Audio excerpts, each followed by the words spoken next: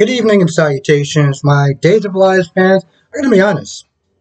I like this episode. This was a really good, solid episode. It wasn't anything that was over the top, but it was actually really good. And I don't know if I enjoyed this episode more because it was just straight up a good episode, or because GH really dropped the ball and just completely disappointed me today. But I'm not going to sit there and focus on that negative. I may save it for later on. But let's get into this episode. Now, where do I start off? You know what? Start off with Shen. Okay? I don't know how some people felt like his acting was. I don't know. Some people felt like his acting was kind of cringy. He started saying things like fantastical, and I'm just like, question. Is fantastical an actual real world? I mean, a real word. Because I've used it before, and I quoted myself by saying, I don't know if this is a word, is this a legit word? I'm going to use it. Anyway, turns out he's the guy that's been funding this whole thing, and it makes sense. This dude just goes he just goes in jail, and the machines just run themselves. Now, Kristen will just believe him because, he's Team Demira. Why would he sit there and lie to her? But he's been funding this whole thing, this whole operation, and everything like that. And, at first he wasn't not liking the fact that Roth didn't tell him about the transplant. He was like, oh, okay, cool, it's fine. I mean, I got cameras here, but I want you to tell me, so don't do it again. But then, I didn't really understand what his full interest was in this whole thing. And I still don't. But, Roth tells him about the progress that he's making, and he'll be up in Atlanta living in about 2 hours.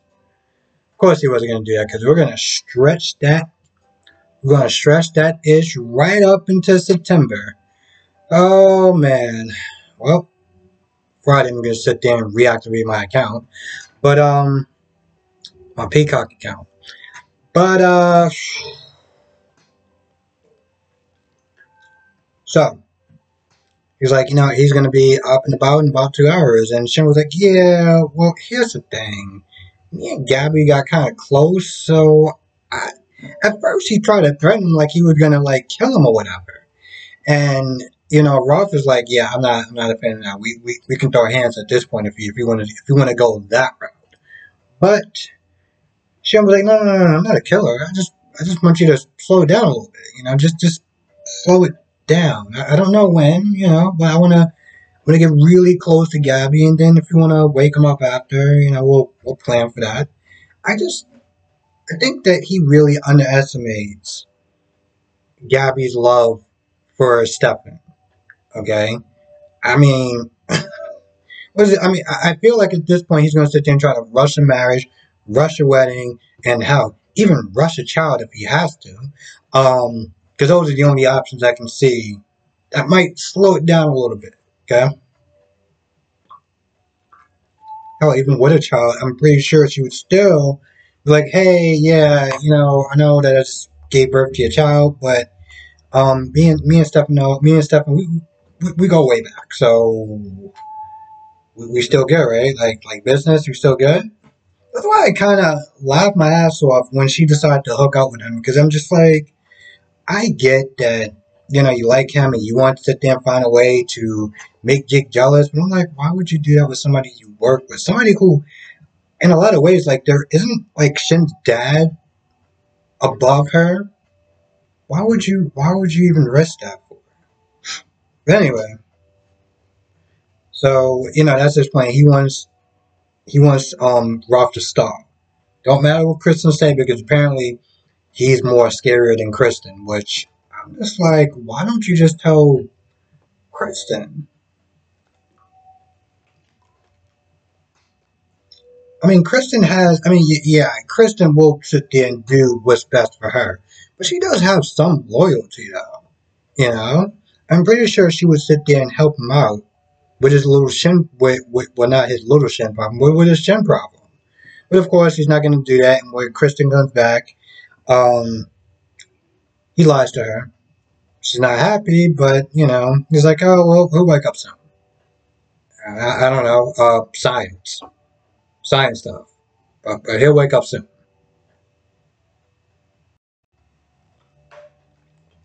Speaking of Kristen, showed up to Chloe. Well, showed up to Brady's place with Chloe there. It was like, she started trying to throw her weight around, talking about, oh, I treat her however I want because I'm the boss and she's the underling and yada yada yada. So she was like, yo, you got that report for me? No, go get it, like now. Otherwise, I'll just have something else to sit there and write you up with. So she leaves, and Brady. I'm not gonna lie, I can't believe he actually did this. And granted, even though Kristen respected him for that, because it's like, yo, that's something that I would do. The fact that he used his child as a pawn to be like, yo, I don't want you working, like, because Kristen wants to see a child, even though Rachel was with Teresa in New York or wherever. She's upset about this. She's like, yo, listen, I got out of jail, I'm good, and I want to see my child. Oh, she's having a good time. You know, you wanna visit her. You wanna see her. Quit your job. I'm like, bro, did you really just use your daughter as a bargaining chip to make your day and Chloe's day easier by having her quit? I want you to explain that to her when she's a little bit older, okay? Because I can't wait to sit there and see how that conversation's gonna go. And Christian's like, yeah, that's not gonna happen. But since I'm free and clear and everything like that, I'll see you in court. So I'm like, you're gonna drag her through a custody case. Are you serious? And I'm just looking at Chloe. I'm like, you might want to find a new man. Okay, you might want to find a new man. Okay, because last time I checked, Kristen whooped your ass with one hand. Okay, you don't want it. You don't want it.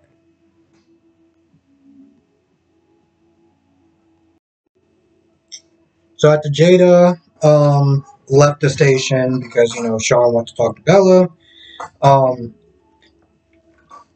and she just felt like it was awkward as hell. She winds up meeting up with Eric, and Eric was sitting there talking to Nicole. Nicole brought up, "Oh, you got a new shirt? Yeah, I heard you going out on a date." Okay, like why is that any of your damn business? I don't understand. Aren't you married to somebody else? Like, what are you doing? What is the hell is wrong with you, idiot? Like, you're married to somebody else. Don't worry about why he's wearing a new shirt or whatever the hell he's doing. So Jada comes in there, and they talk for a little bit. They go in to sit down, and Nicole is literally sitting there spying on them at the window. When Chloe comes there, Chloe asks for some information about the file or whatever. And eventually, they wind up going in there, and they see because Eric wants to sit there and show Jada the new room or whatever, because being at that hotel is expensive. So they go up there so she can see the new room. But Nicole was so like, oh, well, yeah, that was fast. They were supposed to be having dinner and they already having dessert. I'm like, once again, bro, that sounds like a tone of jealousy, which is odd because you really shouldn't have that, seeing how you're married. How even Chloe started making jokes at her expense, especially when they came back downstairs. Like, oh, well, I guess he got done a little bit early. He's out of practice, or whatever. Um, they talked real briefly, and then they went out, I guess, to another place because I mean, at that point where you want your accent that they're looking at you on your date, so they seem like they have a good time. They hit it off and everything, and you know, if it makes Nicole jealous, I'm all for it. All for it. She does want to go and see Rafe at the end. Rafe was with Gabby. Gabby talked about Stefan again. Now she's, you know, with Shane it's just fun. It's not nothing serious. And then, of course, Rafe talks about his little jealous tirade that he had when Eric, you know, um, saved Nicole's life. And Gabby was like, hey, well, Gabby at first was like, hey, because Rafe was like, it sounds kind of silly to be jealous over nothing, but, Gabby was like, no, it's not over nothing. But she was more just like, your feelings are normal. It's normal to have those feelings. Um, but, just reminding him he was a good catch and everything like that. I forgot, they did talk briefly with Shen, and apparently they're going to be, like, meeting up for like dinner or whatever, and I can't wait for this conversation because it just seems so awkward. I don't know, maybe it's just the fact that Rafe is just that overprotective big brother. Um, and at some point, Shen does come back and talk to Gabby, and you know, um, talking about breaking bread with her brother and her family. Like, is that a step you sure you want to take? Because even Scepter, he was like, I wasn't too sure if he was all in. And I'm like, you've been dating this chick for how long now? And you still don't know she's all in? I mean, it's fine, I guess, because they're just dating. But I don't know. I feel like it would just be like an imbalance, If I'm all in,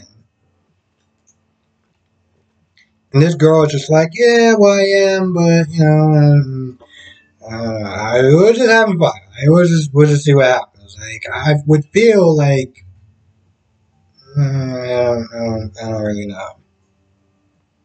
What's going on with this color?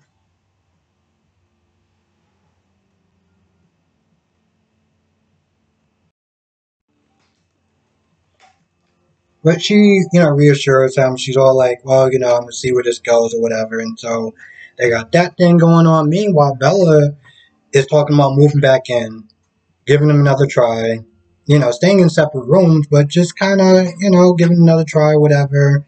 Talked about the baby and, how she was like, hey, listen, I admit, that child was kind of a roadblock for us. But, she was like, yo, I didn't want him to leave like that. Sean is having a hard time waking up at night thinking he's going to be comforting a child that is not there. So he's just going through it.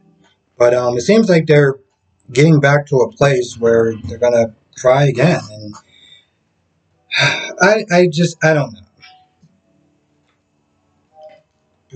The way that the writers wrote this whole thing with EJ and Bella kind of getting close, and now I don't know if something just shifted. I don't know what it is, but like, I know some people probably still want Bella and EJ to give it a try, but I guess without that baby not being his, but then you got the whole like Bella sleeping with EJ, but I don't know. I feel like it's my imagination, but I feel like that was supposed to go on a lot longer than it did. But I guess it just brought Jan Spears in to spice things up, and now everything is back to normal. So, excuse me, whatever. I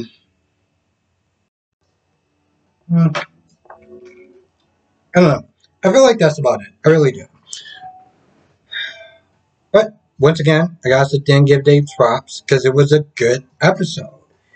And again, of course, it's going to be perfect timing when Stefan wakes up and it's damn near close to September and the story gets really heated up. And then it's just, what, we're moving on to Peacock. It's funny. I was at work today. I saw one of my customers that we talk about days or whatever. And she was like, yeah, I don't really like it. It stinks, they're moving it to Peacock. It's really a bad move. And I don't think that fans, like some fans will get it. Some fans will understand that this wasn't some sort of attempt to try to extort more money or just a decision that they want to make. This was not a decision that they want to make. This was a decision that they looked at the numbers and was like, this is not adding up to this. So we got to do something, otherwise the show is just done. I don't think that people understand that. I think that people still think that they just chose to go, to a streaming service, and that wasn't the choice. I want to make this very, very, very, very clear. This is not a choice. This was literally the only option. This was either that or it was just canceled straight out. So I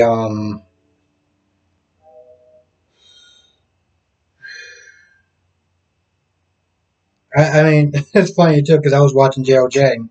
He was like, "Yeah, I'm kind of done talking about it." I don't like even trying to talk to her. And granted, I wasn't trying to talk to her like you know, it was the audience or whatever. But I was basically saying to her, I was like, they didn't have a choice. This wasn't a decision that they looked at and was like any meaning, miny, mo. It was like, no, you're just gonna pick Mo, or you're just not gonna go anywhere. You're gonna be done. So, I know a lot of people having reservations about this. Some of the reviewers are excited. Some of the reviewers are caustically or cautiously optimistic about it. You know, Danny Bear is another person that made a video about it. DC Sanctuary, Brock TV, of course, James, JLJ Media. I didn't feel like I needed to. Once I saw DC's, you know, his video on there, I was like, I'm good. Plus, he was like usual. He was a lot more nicer than I was. And plus, I kind of talked about it in my stream, um, my last live stream for a couple of weeks ago. So, I mean, I don't really feel like it's much to really talk about until we get closer to it. Um, it's just kind of, it is what it is. Anyway, with that being said, I'm going to go. I want to thank you for watching. Be safe. Let me know your thoughts in the comment section below, and I will see everyone in the next video. Also, please share this video. That would definitely be nice. I feel like this show is actually starting to heat up, and I'm really enjoying reviewing it. If you watch my GH review, you can see that there's a totally different demeanor because it gave me nothing to work with, and I can't stand that. This gave me something to work with. So, share the video. This way, it kind of helps get new people onto these videos. Also, I'll be trying to do this every Sunday, live stream, talk about the soaps, talk about whatever you want to talk about, biggest moments, and anything else. Anyway, with that being said, I'm gonna go. Thank you for watching. Be safe, and I will see everyone in the next video.